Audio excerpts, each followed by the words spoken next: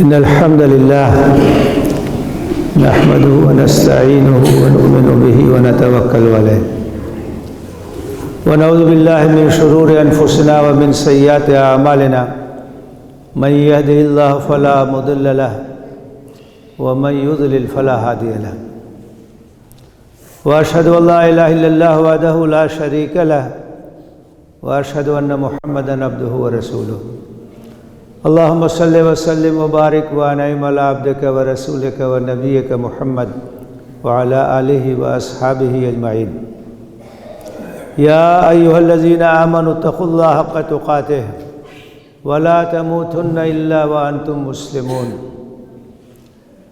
يا أيها الناس اتقوا ربكم الذي خلقكم من نفس واحدة وخلق منها زوجها وبث منهما رجالا كثيرا ونساء واتقوا الله الذي تساءلون به والأرحام إن الله كان عليكم رقيبا يا أيها الذين آمنوا اتقوا الله وقولوا قولا سديدا يصلح لكم أعمالكم ويغفر لكم ذنوبكم ومن يطع الله ورسوله فقد فاز فوزا عظيما أما بعد فإن أصدق الحديث كتاب الله وخير الهدي هدي محمد صلى الله عليه وسلم وشر الأمور محدثاتها وكل محدثة بدعة وكل بدعة ضلالة وكل ضلالة في النار أعوذ بالله من الشيطان الرجيم بسم الله الرحمن الرحيم ومن الناس من يتخذ من دون الله أندادا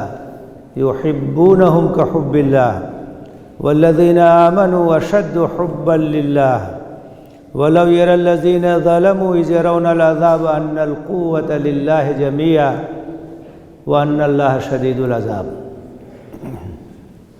محترم حاضرین، اللہ تعالیٰ نے جس گروہ سے تمکن فی الارض اور خلافت عرضی کا وعدہ کیا ہے،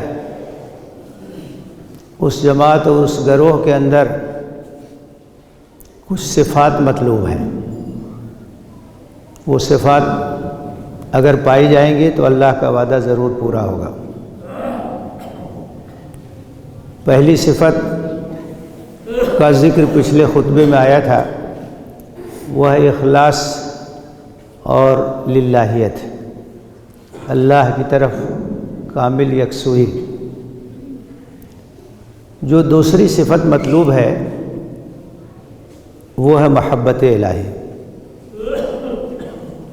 اللہ تعالیٰ سے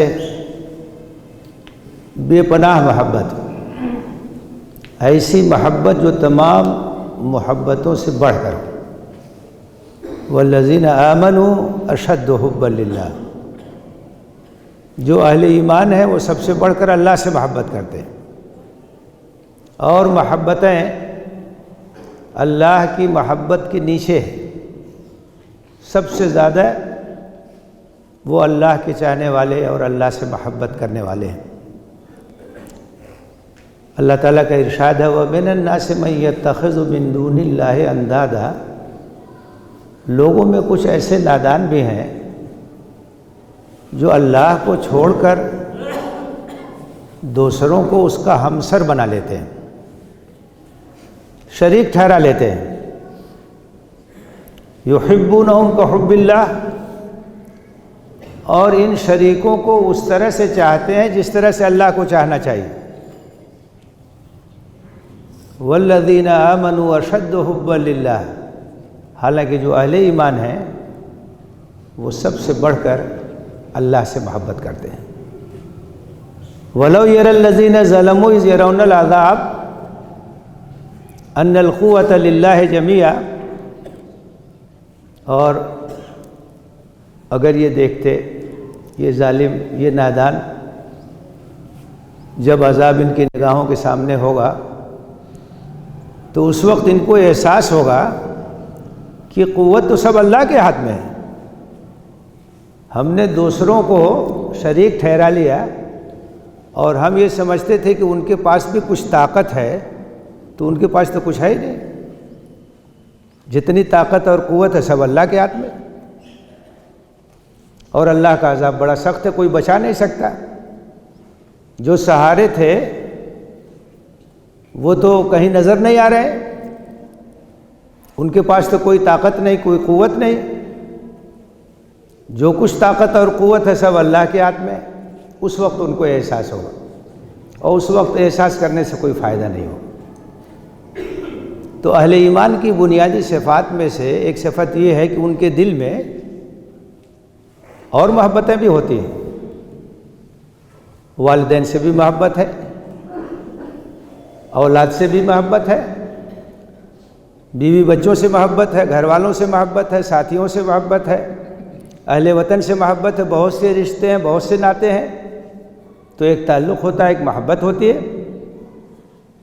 لیکن سب سے بڑھ کر اللہ کی محبت ہونی چاہیے۔ اہل ایمان کی علامت یہ ہے کہ سب سے زیادہ ان کے دل میں اللہ کی محبت ہوتی ہے۔ اور اللہ کی محبت کیوں ہوتی ہے؟ اس لیے کہ جتنی نعمتیں ہمارے پاس ہیں سب اللہ کی دی ہوئی ہیں۔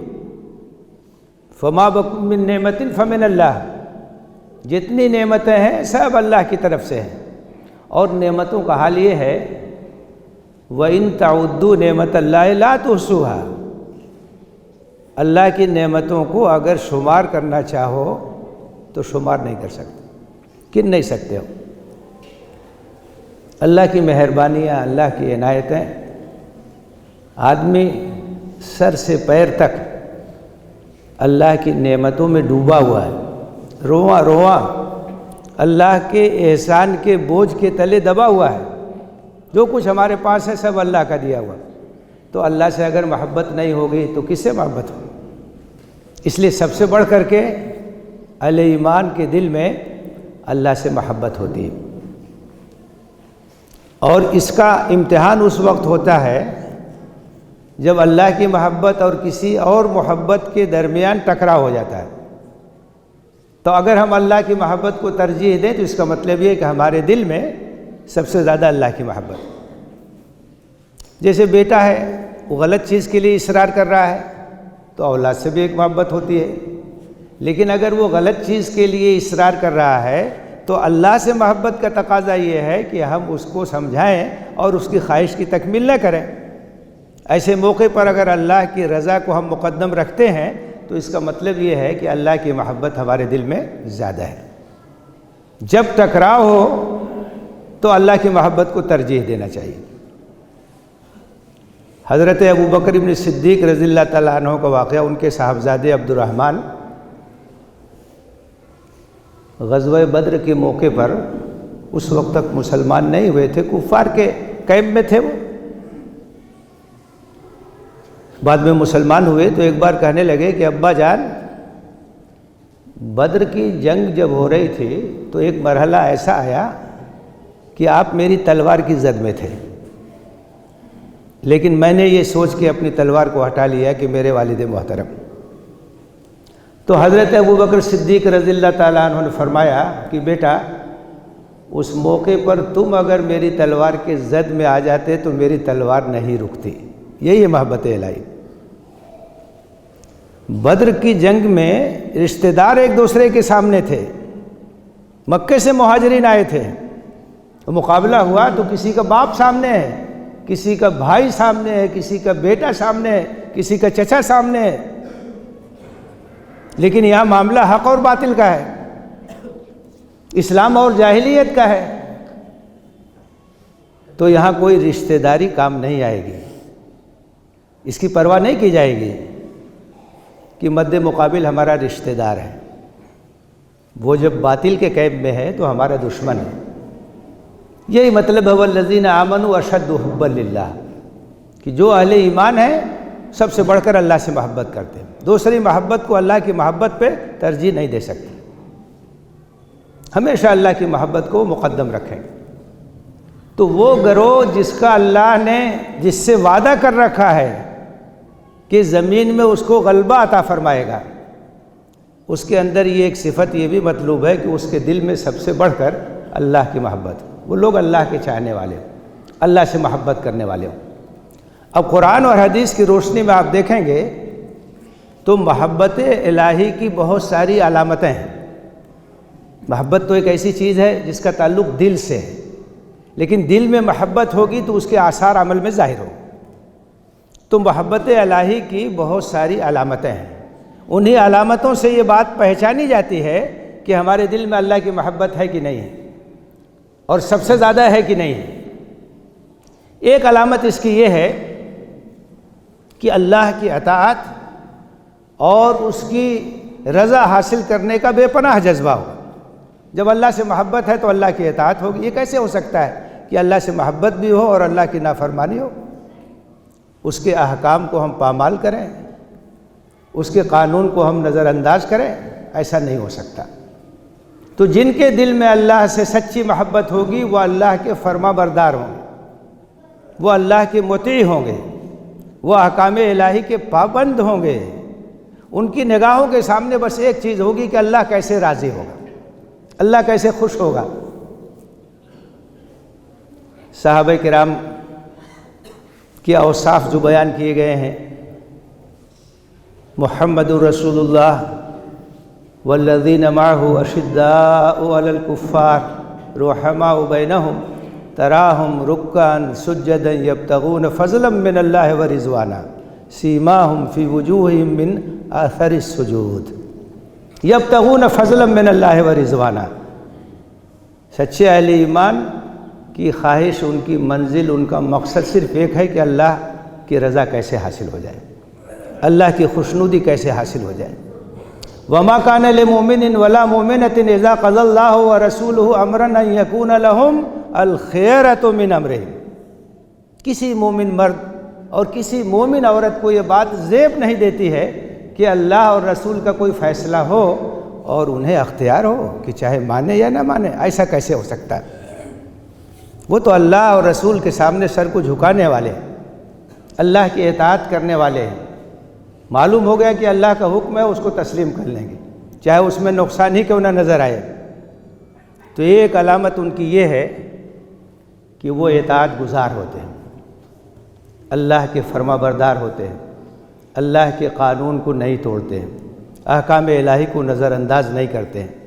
محبت الہی کی دوسری علامت یہ ہے کہ کوئی غلطی ہو جائے تو فوراً توبہ اور استغفار کرتے ہیں، اللہ کی طرف پلٹتے ہیں، سرکشی نہیں کرتے ہیں، گناہوں پر اصرار نہیں کرتے ہیں۔ اہل ایمان بھی انسان ہیں، کوئی فرشتہ نہیں ہے، وہ اس سے غلطی ہو سکتی ہے، بھول ہو سکتی ہے، لیکن جیسے ہی ان کو احساس ہوتا ہے تو فوراً ان کو شرمندگی ہوتی ہے اور اللہ کی طرف پلٹتے ہیں، توبہ کرتے ہیں، استغفار کرتے ہیں۔ والذین اذا فعلوا فاحشۃ او ظلموا انفسهم ذکروا اللہ فاستغفروا لذنوبہم ومن یغفر الذنوب الا اللہ ولم یصروا علی ما فعلوا وهم یعلمون۔ اہل ایمان وہ ہیں کہ اگر گناہ کر کے اپنے اوپر وہ ظلم کر لیتے ہیں، ذکر اللہ، تو ان کو یاد آتی کس کا حکم انہوں نے توڑ دیا، کس کی نافرمانی کی، رب ذوالجلال کی نافرمانی ہو گئی، احکم الحاکمین کی نافرمانی ہو گئی، تو فوراً وہ کانپ جاتے ہیں۔ فاستغفروا لذنوبہم، فوراً استغفار کرتے ہیں، توبہ کرتے ہیں، نادم ہوتے ہیں، شرمندہ ہوتے ہیں، اور وہ جانتے ہیں کہ اللہ کے سوا کوئی گناہوں کو معاف نہیں کر سکتا۔ وَمَن يَغْفِرُ الذُّنُوبَ إِلَّا اللَّهُ، اللہ کے سوا گناہوں کو کون معاف کر سکتا ہے؟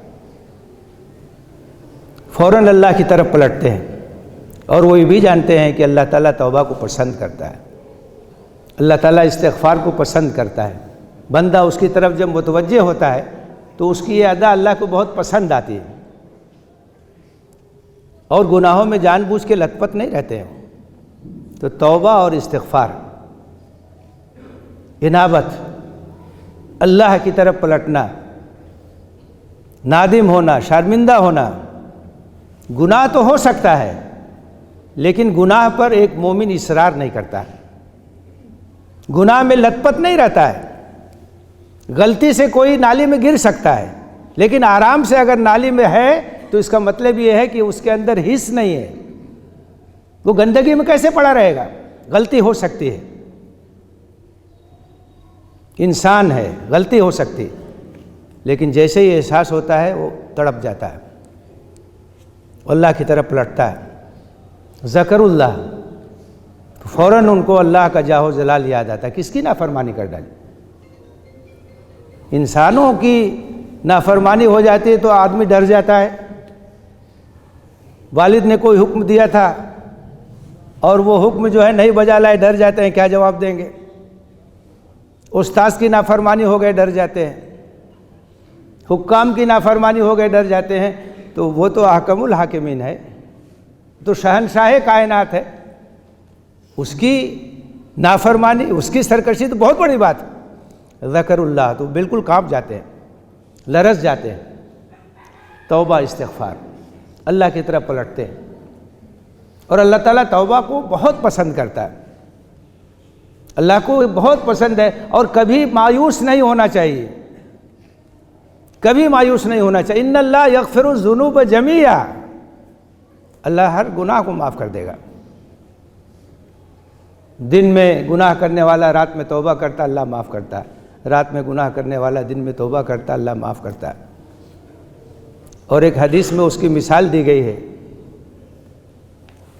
کہ اللہ تعالیٰ کو بندے کی توبہ سے کتنی خوشی ہوتی ہے۔ اس کی ایک مثال سے سمجھایا کہ ایک آدمی اپنے اونٹ پہ سفر کر رہا ہے صحرا میں، اور راستے میں آرام کرنے کے لیے ایک درخت کے پاس رکا، اپنی سواری سے اترا اور اس درخت کے نیچے سائے میں لیٹ گیا۔ اس کی آنکھ لگ گئی۔ جب اس کی آنکھ کھلی تو اس نے یہ دیکھا کہ اس کا جو اونٹ تھا وہ غائب ہے، اور اسی اونٹ پر اس کا راشن بھی ہے، اسی پر اس کا پانی بھی ہے، اور دور دور تک کوئی آبادی نہیں ہے۔ اس کا مطلب یہ ہوا کہ اس کی زندگی کھو گئی۔ اب مایوسی نگاہوں کے سامنے چھا گئی، ادھر ادھر تلاش کیا، کہیں نظر نہیں آیا۔ موت آنکھوں کے سامنے چکرا رہی۔ تھک ہار کے پھر آ کر کے اسی درخت کے نیچے لیٹ گیا، آنکھ لگ گئی۔